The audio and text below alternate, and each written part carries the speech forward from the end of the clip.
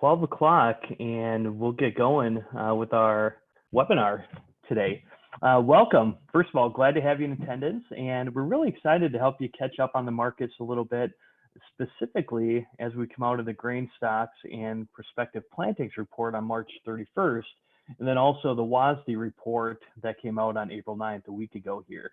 If you don't know me, my name is Brad Peterson, and I'm with Total Farm Marketing. So this is the second webinar in a new series that we call Lunch and Learns. So keep an eye out in your email or visit our webinar page on our website to make sure you stay up to date on the upcoming webinars that are coming. We'll typically do them once a month, a couple days after a significant USDA report. For those of you that joined us last week, there will be a little bit of overlap in the content, as not a whole lot has changed in a week, but ethanol is a new topic that we'll be taking a look at specifically today. So we do want to keep these tight, so here's what we're going to cover today. I'm going to take the next 30 to 40 minutes to, number one, talk specifically about some of the news coming from the report days on March 31st and April 9th. We'll give you an update on the market and an overview for both corn and soybeans, as well as give you some actionable price targets to walk away with. And finally, we'll take any questions that you might have. So that's our game plan for today. So that being said, I am going to turn off the camera here and we'll get started with our webinar. So first things first, here's a standard disclaimer slide for you. So anytime you talk about futures and options or attend a meeting that talks about markets, there is risk involved with those tools, so make sure you take a second and read this disclaimer. While you're doing that, I will let you know we are going to save all the questions until the end of the webinar. So on your Zoom toolbar, there's a Q&A box. If you do have any questions, go ahead and type them into that box, and they'll be queued up for me and ready to go when we wrap up the webinar. All right. So let's start by taking a look at some of the key highlights and takeaways from the report last week. So we're going to take a look at the intentions the USDA gathered from farmer surveys in the first 2 weeks of March that came out on that March 30th report. And then we're also going to take a look at the April 9th WASDE report. And just for clarity, WASDE stands for World Agricultural Supply and Demand. So that's what we'll be talking about here. So let's take a look at this slide. Some of the key highlights for you. Number one, intended corn acres came in rather large at 97 million acres. That's going to be 7.2 million acres more than last year, as far as if that number comes to be. Intended soybean acres came in at 83.5 million acres. This was lower than the pre-report estimates, but it would still be up 7.6 million acres from last year, so still a big number. On the WASDE report, the April report that came out on April 9th, the USDA cut corn ethanol demand by 375 million bushels, but they added 150 million to feed demand. All said and done, the changes pushed the 1920 carryout above the 2 billion bushel mark. And then finally, when we look at the USDA, they also reduced soybean export demand just a little bit while raising domestic soybean crush. So overall, minimal changes to the soybean balance sheet as a whole. Okay, so those are some of the key highlights. Again, if you have questions and you want to talk more about that, go ahead and put them into the Q&A box for me. So that being said, I wanted to start by taking a look at a map that I thought was pretty interesting, and it should be relevant to what you guys are looking at as you get ready for planting. So what we're looking at here is a root zone soil moisture, okay? And what this looks at is this looks at April 8th of 2019 on the right-hand side, and then April 6th of 2020 on the left-hand side here. And basically what we're looking at is that 97 million acres is what farmers intend to plant, okay? Mother Nature is ultimately going to have the last say as to how much of that gets planted this year, just like last year, just like any year. So this map looks at, from the University of Nebraska, it compares the root zone soil moisture last year to this year. A cool, wet spring could be a major issue in the Corn Belt as soil moisture levels are more saturated than they were a year ago. And to point that out for you, so again, the darker the blue is more on the wetness percentile scale. As you can see, pretty wet all through the Midwest here, through the Corn Belt, even down into Texas, where last year, really the only wet zone was across northern Iowa, southern Wisconsin, southern Minnesota, and then a little bit down into Arkansas and Louisiana and Texas. So as you can see, again, a lot more root zone moisture at this point in the year compared to last year. Also, one thing I do want to tease for you, on upcoming webinars, we are going to have access to some global imaging through Atlas. So this is a really powerful new tool and information that previously was pretty difficult to access. So once we get into May, so next month's webinar and beyond, we'll be sharing some relevant regional maps with you to show you how planting and plant maturity is progressing both year over year as well as on a month-to-month basis, okay? We can even drill down to more localized information offline if you guys would find that helpful. So your specific state, your specific county, even down to your field level. So again, my ask would be keep an eye out for that, and please join us in upcoming webinars to get some of that content. So without further ado, let's get into the market overview. Just to set the stage, as you know, there's a lot of information out there. As a team here at Total Farm Marketing, we look at over 40 different indicators on a weekly basis. For the sake of this meeting, we're going to keep this pretty high level, and we're going to cover a few of the pieces that we look at. Just know, if you want to dig deeper, if you have further questions, again, we can go as deep as anybody. So please put those into the Q&A box or talk to us offline. So let's start with corn. And I want to start by looking at the contract trading range on December corn futures. Okay, so what we're looking at here is each individual year is a blue bar. For the last 5 years, over on the right-hand side here, we've seen the market stay in a pretty compressed range, meaning there hasn't been a whole lot of opportunity if you miss selling on the upper end of the range. One thing to keep in mind, generally the longer the prices trade in a compressed range, when the prices do break out, it tends to be a pretty violent breakout. So don't get lulled into sleep and don't get lulled into price apathy. We actually have a slide right at the end of the corn portion of the webinar that looks back at some historicals on what I mean with that tight range and the breakout. So we'll get to that in a couple slides. This chart looks at the U.S. corn yield and the trend line yield. And what we're looking at here is, again, the red dotted line is trend line, and then the blue points and the corresponding blue line is the year-to-year actual yield on corn. So I'd say testament to the lower prices in the last 5 years, production has been above trend line since 2013. That's what you see with these blue dots up until this past year. That was where this red dot came in. So we were lower in 2019, but frankly, farmers are just too good at what they do. You guys are too good at what you do. 18 years ago, trendline yield was about 140 bushel an acre. It's really amazing to think about the progress that farming has made and how seed, planting technology, fertilizer, you name it, they've all improved so substantially in the last 2 decades that even like last year, we were only 49% planted halfway through May, and yields were still only about 8.4 bushel lower than the previous year. Okay, 20 years ago, the impact would have been huge, much more than that 8.4 bushel drop that we saw.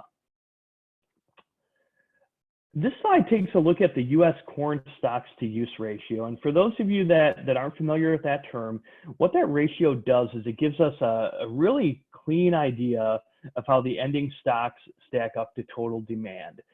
To get the stocks to use, you divide the ending stocks by the total use.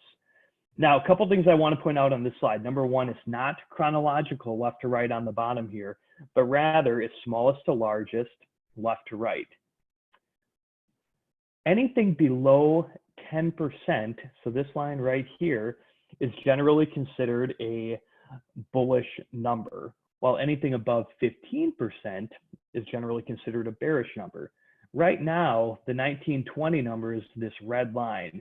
just barely above 15%. So pretty neutral overall, but a little bit tighter than it was last year, which is this light blue line, 1819.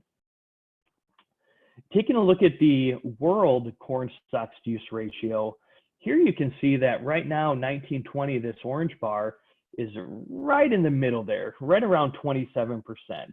Again, slightly tighter than a year ago, this light blue line. So I would say not bullish, but supplies are certainly not burdensome either at this point. Like I said, we're kind of right in the middle of the chart and the range, if you would. Here we're looking at the 1920 weekly corn sales versus the needed for USDA's estimate. And to give you a little more perspective, the red line shows the level of sales needed each week in millions of bushels to meet the USDA estimate. As you can see, sales have picked up since the first of the year, which we can see right here is about the first of the year, okay? The US is now competitive with the rest of the world, largely due to the price decline in US corn. The old saying, low prices cure low prices, applies to the corn market as of late. Low corn prices have perked up export demand, and a marketing year high in sales last week, that's this blue dot over on the right here, should bring some more support to the market. Okay, so each one of these dots is a week of numbers. Exports and feed demand are going to need to pick up some of the lost demand given the current ethanol situation. So I mentioned that at the beginning of the presentation here. Ethanol has accounted for about 40% of corn demand in recent years. The USDA's cut to corn use for ethanol in the April WASDE report is really only the beginning. With gasoline demand at record low levels, future cuts to corn use for ethanol is probably inevitable at this point. So it's going to have an impact. So let's look ahead to the corn crop that you guys are looking to plant this spring. Some of you may have actually gotten started already, depending what part of the country you're in. So these numbers come from the USDA's Planting Intentions Report 2 weeks ago and are based on trendline yields with demand comparable to this past year, okay? In May, the USDA will give us their first guess at yields. So somewhere north of 3 billion bushel carryout with stocks to use nearing 22%. Again, you can see that over 3 billion number here.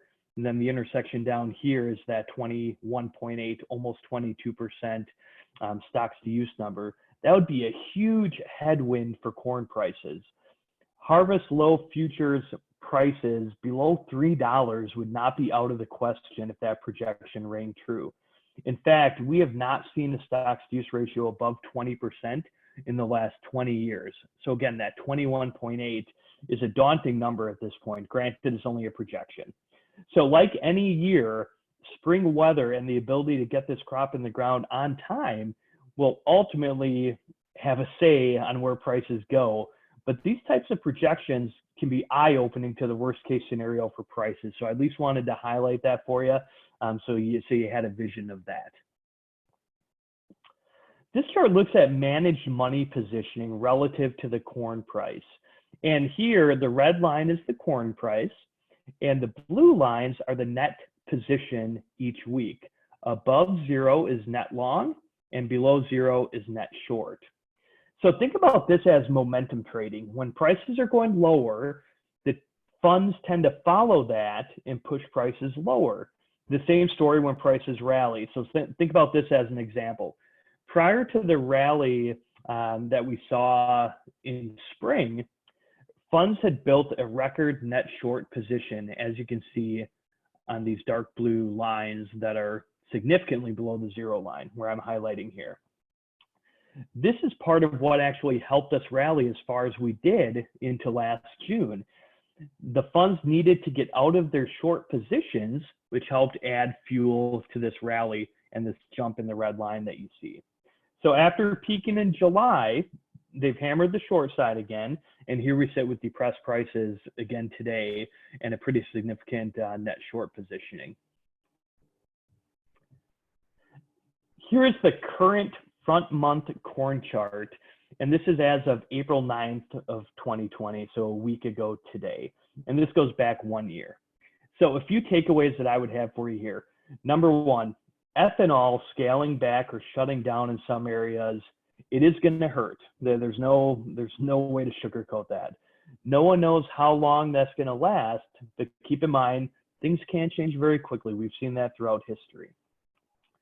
Also, point two, we went from $3.50 to $4.30 last year in 13 trading days. I'm going to highlight that on the left-hand side of the chart here, this significant jump up, because nearly everyone is willing to get corn in the ground. So having targets above the market in place now will ensure that you don't miss out on a fast-moving weather rally. So that's takeaway number one for you. Look at where we're at today. Have some price objectives, some targets above the market that you have in place, whether it be with your elevator or whether it be with a broker that you work with.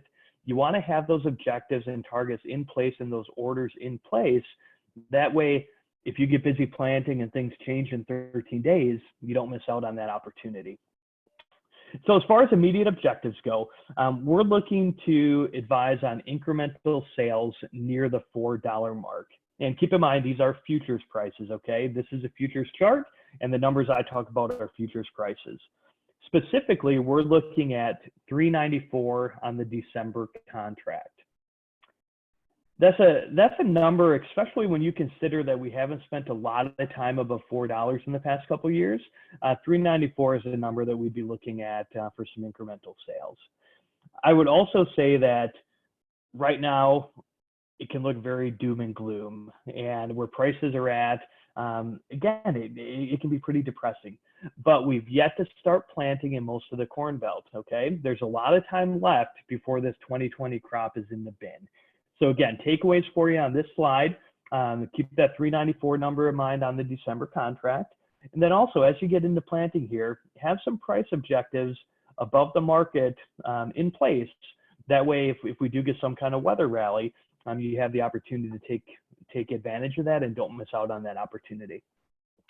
Last slide on corn, and this is what I talked about at the beginning, where we trade in a compressed range and then what the breakout looks like and how volatile that can be. So this looks at the long-term view of the market with each bar indicating a month of corn prices. We haven't finished a month above 425 since back in 2014, and we haven't closed below 325 in that same time frame either. We've really been in a tight range for the last 5 years, as you can see on the right-hand side of the chart. So the corn market has done this before. Look over on the left-hand side. Looking back to 1997 to 2006, we also traded in a very tight range for those 9 years. When the markets stay compressed for so long, like I said, they generally bust out of their ranges aggressively. So look at 07 to 2014, right between these two circles. Lots of volatility there. So when we break out of this range, things are going to get interesting, certainly a lot more interesting than they have been the last 5 years. So that wraps up corn. Again, any questions, feel free to put them into that Q&A box, and we'll get to them at the end of the webinar here. But in the sake of time, let's move on to soybeans. So very similar story to corn. Here we're looking at the contract trading range for November soybean futures. And again, it's been relatively tight the last 5 years. Interesting note, if nothing else, we haven't touched $11 futures in the past 3 going on 4 years. So again, it's been a tight range and also pretty depressed prices. Here we're looking at soybean yield, and just like corn, we've been above trendline yield since 2014, and delayed planting dragged yield potential down for 2019, okay? That's this red dot that we see here. So keep in mind, especially compared to corn, the trendline yield for beans just isn't as impressive as we've really only picked up about 10 bushel an acre in the last 20 years. Let's take a look at beans and the U.S. stocks-to-use ratio. In this case, less than 5% is considered a bullish number, and greater than 10% is generally a bearish number. So right now, we sit where this red line is, okay? Still a bearish number, but I want you to look. It is significantly lower than a year ago, which is this purple line on the very right-hand side of the chart. In fact, Without the 19.4 million acres of prevent plant in 2019, we could actually be closer to $6 or $7 beans. 2018 was a record, and 2019 would have followed suit had it not been for the rain we received last spring.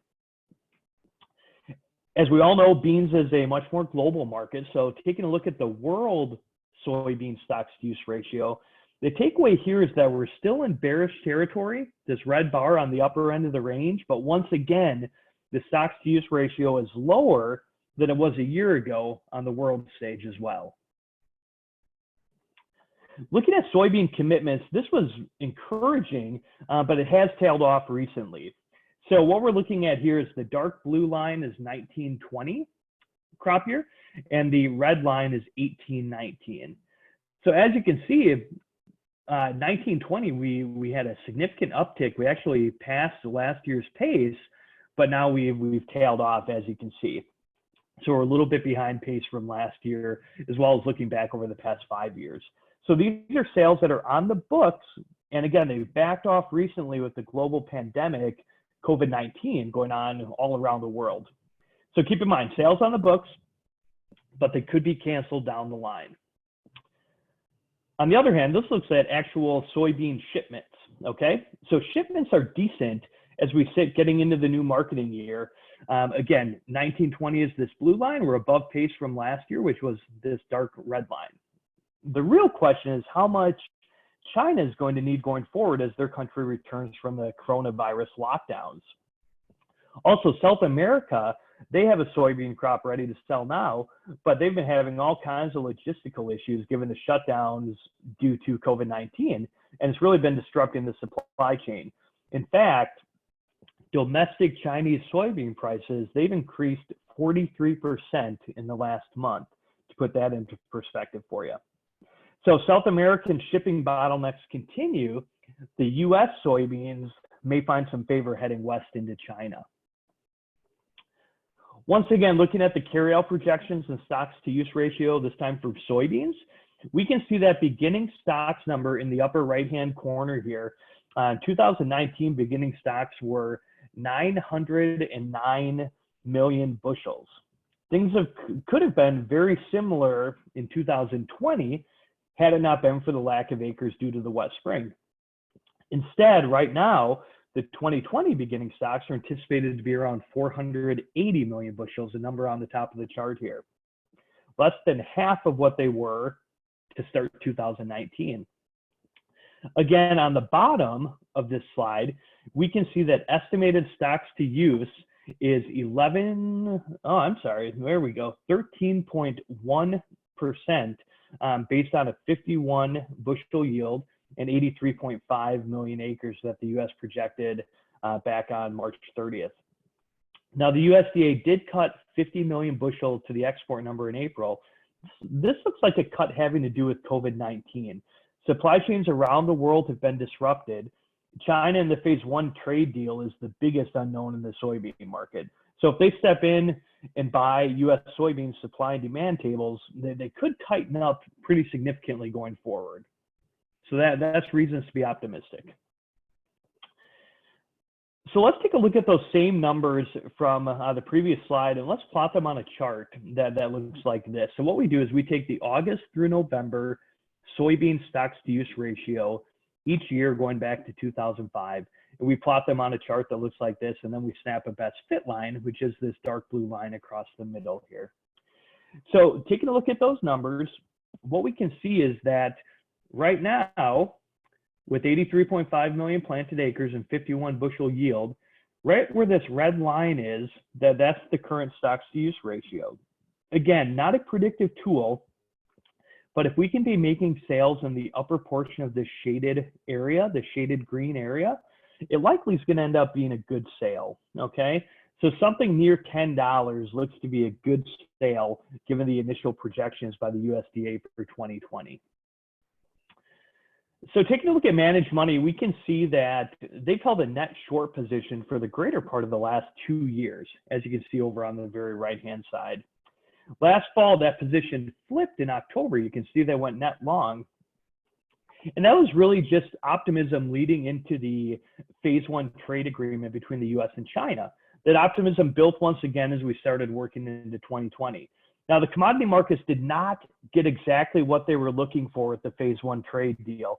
China agreed to buy $36 billion worth of agricultural goods by the end of 2020, but the list of goods included a wide array of products like fresh fruits and vegetables, wine, dairy products, DDGs, ethanol, etc., citrus, even alfalfa. So the fact is, there's still many unknowns when it comes to the Chinese trade deal. This chart is pretty interesting. This looks at the US dollar compared to the Brazilian real. And the US dollar has been strengthening really since the recession back in 2008, while the Brazilian real has been doing the opposite. The impact is that this makes our beans more expensive to those looking to buy beans. As a result, South American beans are attractive and South American farmers are making money. So to start April, the trend may be reversing. As you can see, we actually have a red bar over here. Inflationary concerns given huge stimulus packages here in the US could put pressure on the US dollar in the coming months. This chart is something to watch real closely. We'll continue to do it on a month-to-month basis here, especially when comparing our exports to our largest ag competitor, Brazil. We're no longer the world's largest soybean producer, and the fact is Brazil has more room to grow in the coming years, so this chart bears watching. To put that into perspective for you, I wanted to show you this chart from Farm Doc Daily. It shows the expansion of South American soybean acres. And as we talked about, they're expanding because they've been doing pretty well. They've added 20 million acres since 2012. To put that into perspective, the state of Michigan has 2.5 million acres of soybean production every year. So they've added a state of Michigan equivalent every year for the last 8 years to get to that 20 million acre number. So again, it's pretty significant what they're doing down in South America. Last slide on beans, and this is the current price chart as of, again, 4/9 of 20, April 9th of 20, a week ago. So on stored crop beans, we had recommended being 25% sold near the 960 level on the July contract, and we've had another 25% covered in puts, so another 25 that we recommended to cover in puts. The fact is, like we talked about earlier, without a production issue in the US, it's going to be tough to get back near $10. So as we look to new crop 2020, we did recommend some sales near the 975 range. Shorter term though, I'd be looking at the 950 area on the front month, or frankly November, because there isn't much carry in the market right now. So 950 is a number to keep in mind, and again, that's a futures price. That's an area that we'd be looking at to make additional sale recommendations, or frankly to start making sales if you haven't yet. Okay, keep in mind the trade deal is still one of the unknown X factors out there. So details of that deal were pretty vague, and the market's going to be watching to see if China starts making purchases, if they start popping up along the way here. Also, the coronavirus is not helping the market either. So fears of decreased demand around the world, it has the market a little spooked at this point. The fact is, and the takeaway though, is marketing around the hope that China's going to buy is not a real viable marketing plan. So think about what your plan is, and at least for the short term, again, walk away from this webinar with 950 as an area to be targeting if you're looking to make some more sales for 2020 crop. So that's a lot of market information. That wraps up beans. Again, if you have questions on that, put it into the Q&A box and we can tackle those at the end. But I wanted to wrap up real quickly here with a couple slides just asking, now what? Well, what does it all really mean and what do you do from here? You've probably heard a lot of people say it's not how much you know, but rather it's how you use that information to make good decisions. The fact is, nobody can be a market forecaster and guess correctly all the time where the market's going to go. But rather, the way to great revenue management is building a plan that works with what the market gives you. For those of you that joined us last week, you heard me say this, but I think it bears repeating given the world that we're living in right now. The fact is, today's world and today's markets, they may sound scary, they may be uncomfortable, they may make you nervous, and I would agree with all of that. This is a unique time for us and our kids and everybody to be alive. But in our experience, producers that develop a strategy for various market scenarios and work that strategy with discipline are far better off in both the short and the long run compared to producers that try to outguess the market or do nothing and live with the harvest lows. So we're going to talk about that real quickly, and then we'll get to the questions.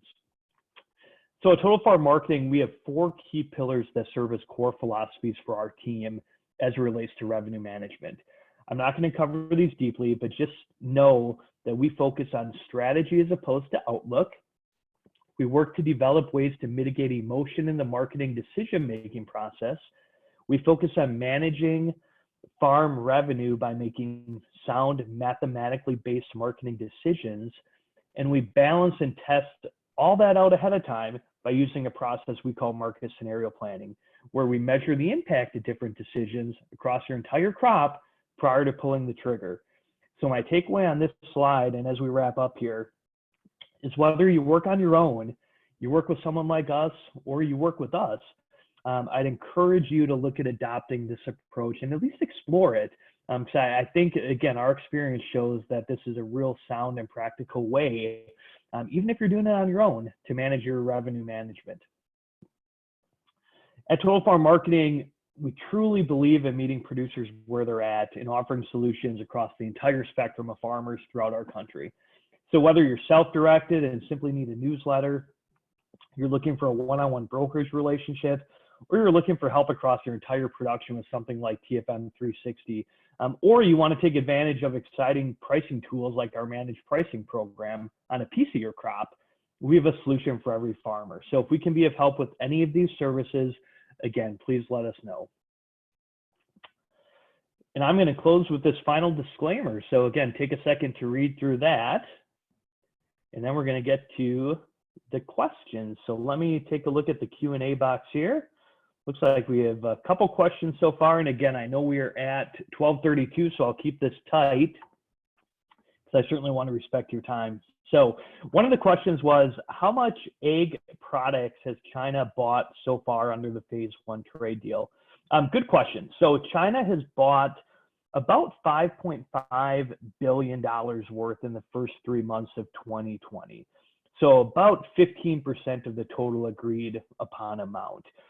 So again, 5.5 billion is where we're at so far. Other question was relevant to ethanol. Will ethanol ever get back to normal like it was before COVID-19 hit? Good question. I think the issue is the destruction of demand for gasoline. So with almost everyone staying home, gasoline demand was actually 50% lower last week compared to the same week a year ago. Let that hit home. So 50% lower. When these stay-at-home orders are lifted, the fact is it's going to take some time to chew through that built-up excess supply. So will ethanol ever get back to normal? I'd like to say the answer is yes, but like I said, it's going to take some time to chew through all that excess supply. All right. Let me take a look. Yeah, we will wrap the questions there. There's a couple more. I'll shoot you a message individually on those questions. They were a little more pertinent to your individual farms, so we'll tackle those offline. But let me close. Actually, let me turn the camera back on here. There we go. I am back. But I just wanted to close by, again, thanking you for your time. We're at 33 minutes here, so I'm going to wrap up. But I hope you found this beneficial. I hope you found it insightful as well. If you want to learn more about our company, visit us at totalfarmmarketing.com. You can see the website on the slide here. Also on the website, you'll find a listing of our upcoming webinars. So like I said, we're going to continue to offer these regularly over the lunch hour on a monthly basis going forward. So please join us again in the future. Invite some friends to join as well. Obviously, we'd love to help more people, and we'd love to talk with you again, as well as help anyone else that you think might benefit from something like this. Also, you're going to get an email with further invites as well, so keep an eye out for that. On our next webinar, if you do have questions ahead of time, feel free to email them in.